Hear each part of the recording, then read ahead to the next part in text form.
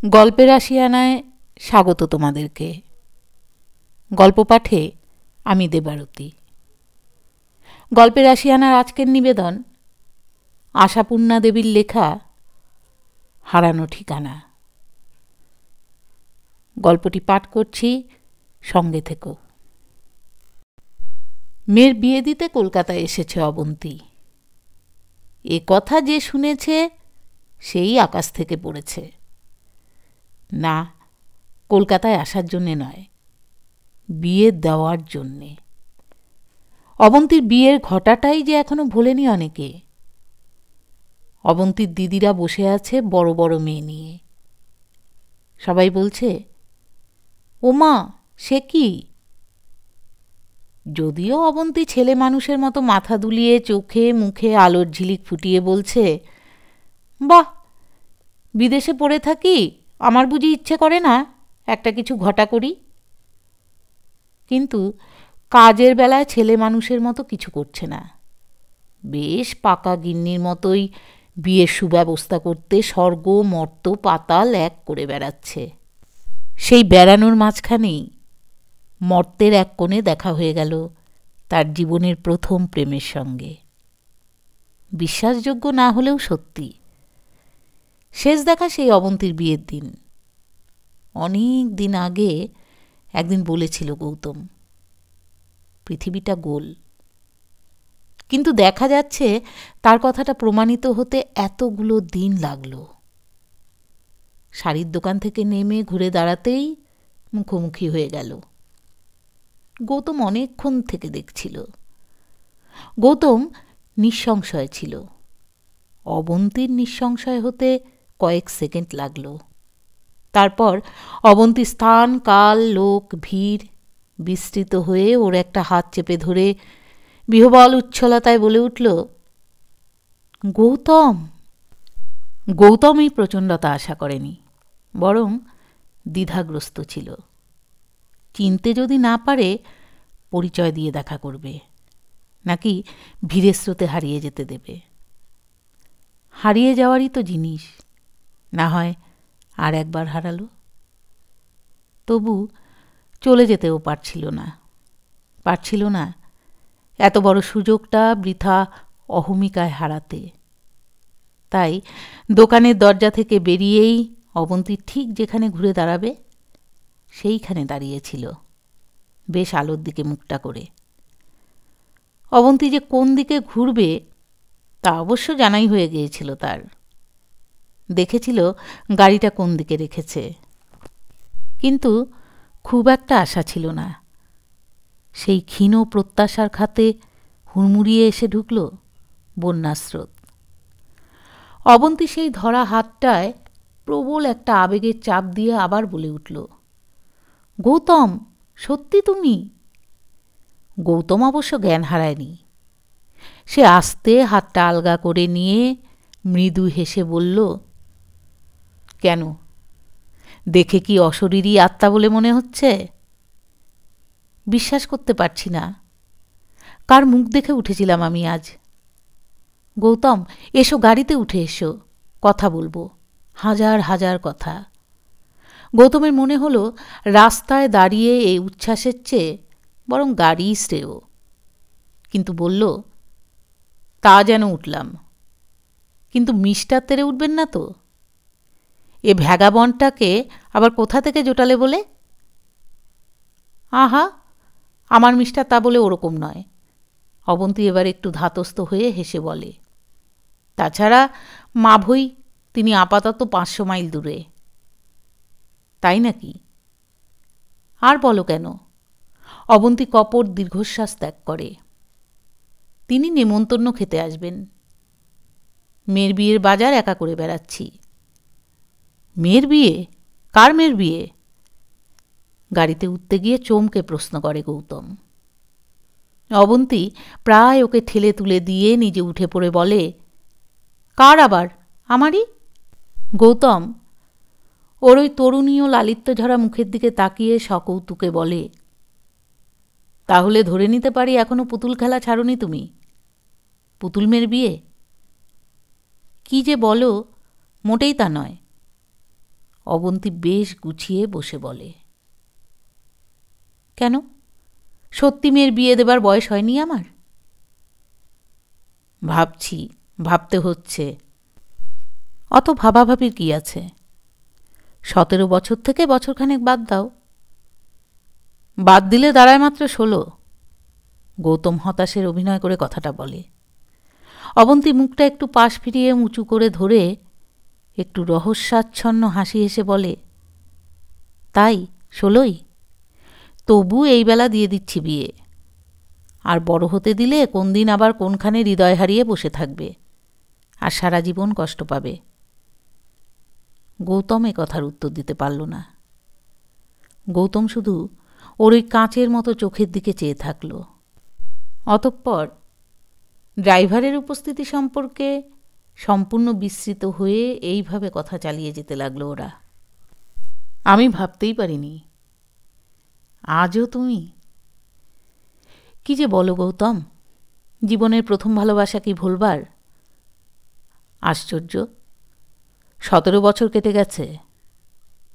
দিন তো এইভাবেই ছোটে, কিন্তু দেখো, মনে হয় কি আমিও ছুটছি? আমার বয়স হচ্ছে? হয় না, শুধু মনে হয় দিনগুলো আমার উপর দিয়ে ছুটে যাচ্ছে, গড়িয়ে যাচ্ছে। আমি যা ছিলাম তাই আছি। আমি কিন্তু ভাবতাম তুমি কবে আমাকে ভুলে টুলে গেছ। কেন? তাই বা ভাবতে কেন? তুমি কি ভুলে গিয়েছিলে? বলো, ভুলে গিয়েছিলে আমায়? উত্তর দেওয়া শক্ত, বোধ হয় না। তার মানে ধরে নিয়েছিলে আমার চাইতে নিজে অনেক বেশি হৃদয়বান। কেন? হয়তো কিছুই ধরিনি। অধরাকে নিয়ে কে আর কি ধরতে যায় বলো? আরও কথা, ছোট ছোট কথা, অর্থহীন কথা, কোনোটা অস্ফুটে, কোনোটা উচ্ছ্বসিত। মেম সাহেব, চমকে উঠল অবন্তী। ড্রাইভার নির্দেশ চাইছে। আর কোনো দোকানে যেতে হবে না বাড়িতে? না না, এখন আর দোকানে নয়, অবন্তী বলে। গঙ্গার ধারে নিয়ে চলো তো। কি বলো গৌতম, সেই আউটরাম ঘাটের ওখানে চক্কর মেরে? আউটরাম ঘাট, যেখানে ধূলিকণায় হয়তো আজও তাদের কথাগুলো বিলীন হয়ে আছে, গিয়ে দাঁড়ালেই চিনে ফেলবে। কথা কথা, অজস্র কথা অবন্তীর। তারপর কি করলে বলো? তারপর কি ভাবলে বলো? গৌতম এই স্রোতের মুখে পড়ে ভেসে যাচ্ছে। হয়তো নিজের ভেতরে একেবারে গভীর স্তরে যে কথা অগোচরে ছিল, সেই কথা স্পষ্ট হয়ে উঠছে তার নিজেরই কাছে। হয়তো অবন্তীর এই ব্যাকুলতার নতুন কথা সৃষ্টি হচ্ছে। তবু সময়ের সীমা একেবারে লঙ্ঘন করা যায় না, ফিরে আসতে হয়। আর ফিরে আসার সময় সহজ হয়ে আসে অবন্তী। বলে, মেয়ের বিয়েতে আসতে হবে কিন্তু, না বললে চলবে না। তা পরিচয়টা কি? পরিচয়? অবন্তী সগর্বে বলে, আমার বাল্যবন্ধু, এই পরিচয়। মিস্টারকে দেখিয়ে তাক লাগিয়ে দিতে হবে না? কীরকম বন্ধু একখানা আমার। তাক লাগাবার কি আছে? বাহ, নেই? বলবো, এই দেখো, আমার জন্য চিরবিরহী, আজও আমার মুখ স্মরণ করে দীর্ঘশ্বাস ফেলে। আশা করি তোমার ড্রাইভার বাংলা ভাষায় অজ্ঞান। তা অজ্ঞানী। তোমার জন্যে চিরবিরহী এ কথা আবার কখন বললাম তোমায়? না বললেও বোঝা যায়। ওই আনন্দেই থাকো। পয়সা নেই, তাই বউ জোটেনি। তাই একটু মধুর মিথ্যেতেই বা দোষ কি? অত রূঢ় বাস্তব না হলেও চলবে। সত্যি শোনো, আসবে লক্ষ্মীটি, আমি হাঁ করে বসে থাকব। অত ভিড়ে আমার যাবার কি দরকার বলো? আছে দরকার। অনেকের মধ্যে তুমি এক, একের মধ্যে অনেক। ভগবান তোমায় মিলিয়ে দিয়েছেন। বেশ তো, না হয় পরেই একদিন যাব। তুমি কি আমার মেয়ের বিয়ের উৎসবের আনন্দটা মাটি করে দিতে চাও গৌতম? রাত হয়েছে, অনেক রাত হয়েছে। এখন আর পথে পাওয়া বন্ধুকে ঘরে আসতে বলা যায় না। শুধু যা বলা যায় তাই বলল অবন্তী। তোমায় পৌঁছে দিয়ে আসুক। পাগল হয়েছ? নেমে পড়ল গৌতম। আচ্ছা বেশ, বাড়িটা চিনে গেলে তো? এটা আমার বড় ভাসুরের বাড়ি, এখান থেকেই বিয়ে। উনি আসবেন সেই বিয়ের দিন তিনেক আগে। নেমন্তন্ন পর্যন্তও হয়তো আমাকে সারতে হবে। ও, তোমার ঠিকানাটা দাও, সর্বপ্রথম যাব তোমার কাছে, কাঠ চেপে এলেই। আমার কাছে কিন্তু লিখে দেবার সরঞ্জাম কিছু নেই, না কলম না কাগজ। আছে তোমার সঙ্গে? আচ্ছা মশাই, হয়েছে। তাড়া দিয়ে ওঠে অবন্তী। খুব ঠাট্টাটা করে নেওয়া হলো। মানে তুমি বলার সঙ্গে সঙ্গেই ঠিকানাটা ভুলে যাব, কি বলো? হৃদয়ের পটে খোদাই হয়ে যাবে, বুঝলে? বলো বলো। মিথ্যেই মেয়ের বিয়ে দিতে বসেছ, স্বভাবে এখনো তেমনই আছো। নাও, বিছিয়ে ধরো তাহলে হৃদয়পট, করো খোদাই। 58-2-3 শ্রীনিবাস মল্লিক লেন। কার বাড়ি? দিদির। যখনই কলকাতায় আসি ওই দিদির বাড়িই উঠি। আশ্চর্য, আমরা দুজনেই কলকাতা ছাড়লাম। ছাড়াছাড়ির আগে একটা নিঃশ্বাস ফেলল অবন্তী। বাড়ি ঢুকেই দেখে এক বিপর্যয়। নাকি ভাবি বেহাই বেহান ভাবি বধূকে পাকা দেখার গহনা পছন্দ করাতে এসেছিলেন। বেহানের আসার হাঁপিত্তেশ করে এইমাত্র চলে গেছেন। 12 মাসের বাসিন্দা নয় অবন্তী, যে যা ভাসুর রাগ দেখাবেন। তবু মোলায়েম মনোযোগের সুরে যা বললেন তাও কিছু কম নয়। মেয়ে শুদ্ধ রাগে দুঃখে ছলছল। সব সময় আমার কাছে বসেছিল, কি খারাপ যে লাগছিল। অপ্রতিভের একশেষ হয়ে বসে থাকে অবন্তী, এবং সমবেত মহিলাবৃন্দ প্রশ্নে বিব্রত করতে থাকেন। এতক্ষণ কোন দোকানে ঘুরল অবন্তী?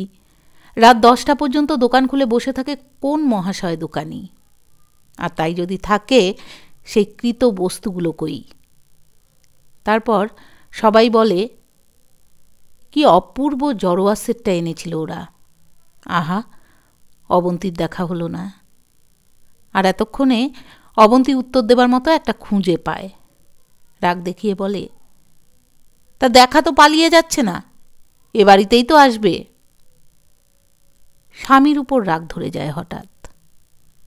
নিজেই যে বলেছিল, দেখো আমি তোমার মেয়ের বিষয়ে কি গোছটাই করে রাখি। সে কথা ভুলে গিয়ে ভাবল, নিজের ছুটির অভাবের অজুহাত দেখিয়ে আমার ঘাড়ে সব চাপিয়ে দিয়ে দিব্যি নিশ্চিন্তে বসে আছেন। অরুণ এখানে থাকলে তো আজ অবন্তী কেন দেরি হয়েছে সেটা বলতে পারত।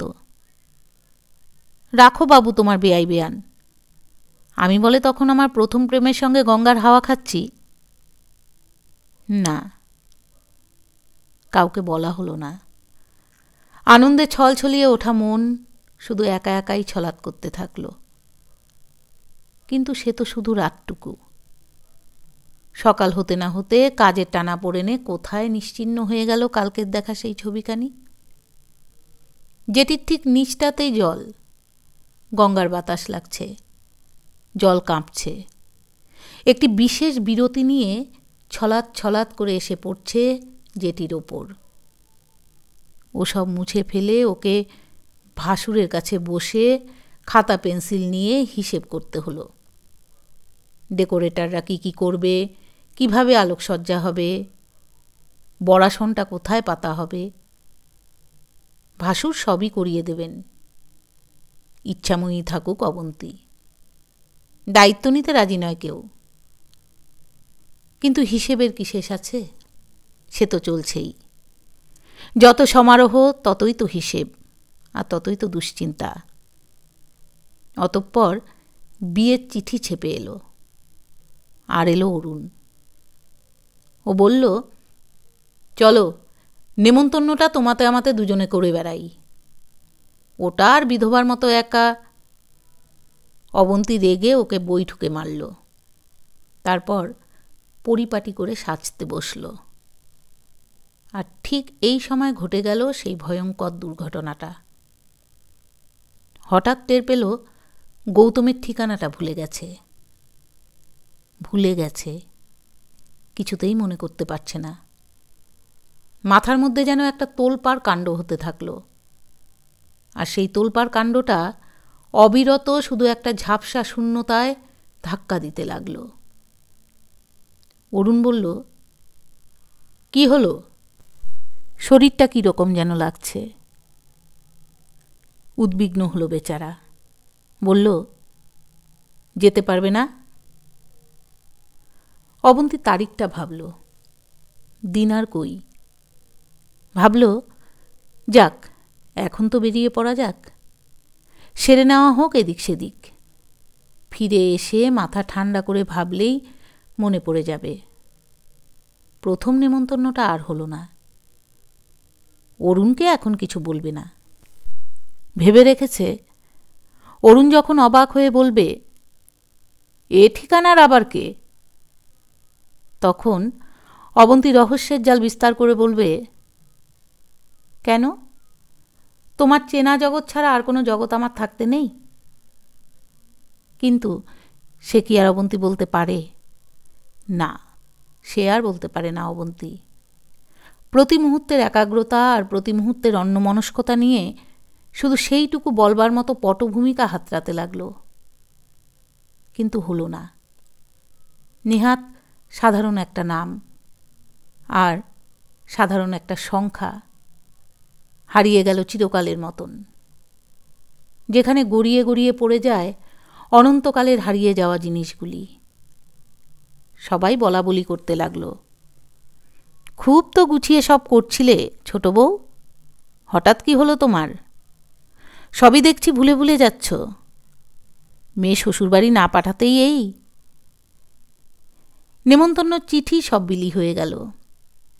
যারা আগে আসবার তারা আগে এসে ভিড় জমালো, যারা পরে আসবার তারা বিয়ের রাত্রে এলো। ভাসুর বললেন, কলকাতায় কি লোক আর বাকি রাখেনি অরুণ? যা বললেন, বড় মানুষই দেখাতেই তো সাত তাড়াতাড়ি মেয়ের বিয়ে দেওয়া। আলো জ্বলল বিস্তর, বাজনা বাজল বিস্তর, শাঁখ বাজল বিস্তর। যে যেখান থেকে এসেছে সবাই বলতে লাগলো, হ্যাঁ, অমুকের মেয়ের বিয়েতে আমোদ আহ্লাদ একটা করা হলো বটে। অবন্তী মেয়ে সাজালো, বরণ করল, বাসি বিয়ের কি লাগবে তা গোছ করল, আর নিমন্ত্রিতদের আদর অভ্যর্থনা করতে গেল। কিন্তু সত্যি কি তাই গেল অবন্তী? নাকি হাজার মুখের মাঝখানে হঠাৎ একখানা অলৌকিকের স্বাদ বয়ে আনা মুখ দেখতে পাওয়া যায় কি না তার সন্ধান নিতে গেল। সবাইকে দেখে হাসতে হচ্ছে। আরে এসো এসো, এত দেরি করলে যে? ও মা, এ কত বড় হয়ে গেছে! আচ্ছা, তোমার এই এতক্ষণে আসা হলো? এমন সব টুকরো টুকরো কথা অনবরত কইতে হলো। কিন্তু সেই ঝাপসা শূন্যতাটুকু যেন আড়াল করে রইল চেতনাকে। অতএব সমালোচনাকে ঠেকানো যায় না। সে স্রোত বইছে মৃদু, তীব্র, তীক্ষ্ণ। কীরকম অহংকারী অহংকারী ভাব দেখছিস?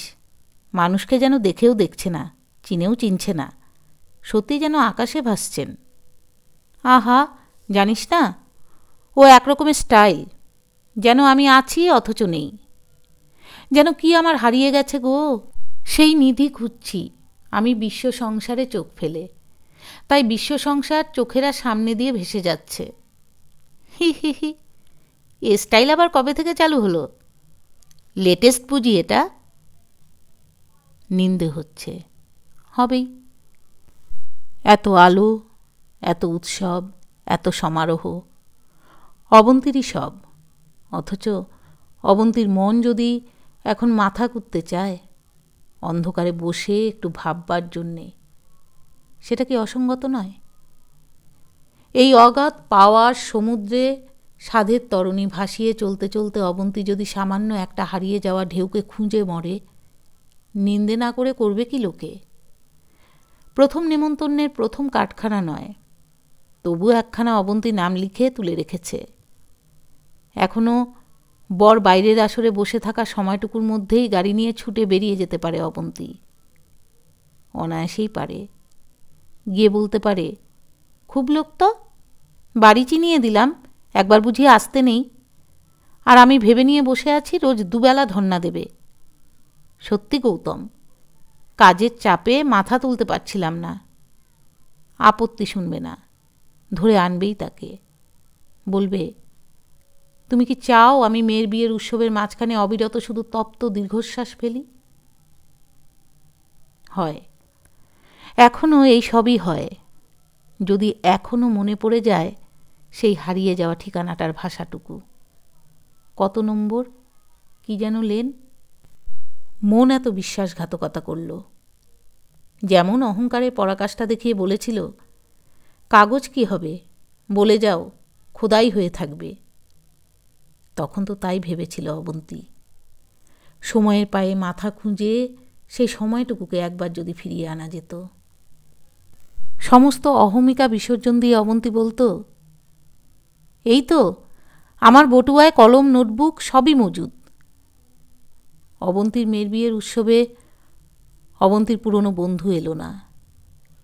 এ দুঃখ আর সহ্য হচ্ছে না অবন্তীর, শুধু এক অপরিসীম লজ্জা। তাই বারে বারে মনে হচ্ছে ওর সঙ্গে যদি দেখা না হতো। কি লাভ হলো দেখা হয়? দেখা না হলে তো অবন্তী এখন উল্লাসে উৎসাহে হৈ হৈ করে বেড়াতে পারত। মনের সমস্ত অনুভূতি দিয়ে শুধু একটা ফাঁকা আকাশ হাতড়ে মরত না। একটুখানি সূক্ষ্ম ব্যঙ্গের রেখা আঁকা একটি ঠোঁটের ভঙ্গি যে অবন্তীর সমস্ত সুখকে আচ্ছন্ন করে ফেলছে। অবন্তী দেখতে পাচ্ছে সে ঠোঁট থেকে উচ্চারিত হচ্ছে ছোট্ট একটি কথা, জানতাম জানতাম ভুলে যাবে। ভুলে গেছে অবন্তী, ছোট সেই ঠিকানাটুকু ভুলে গেছে।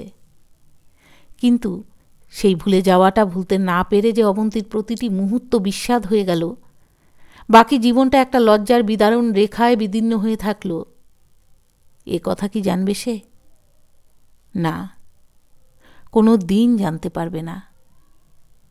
পৃথিবী গোল, এই নিয়ম অনুসারে আবার যদি কখনো কোথাও তার সঙ্গে পথে দেখা হয়ে যায়, অবন্তী কি আবার ওর হাত চেপে ধরে বলতে পারবে, গৌতম, সত্যি তুমি?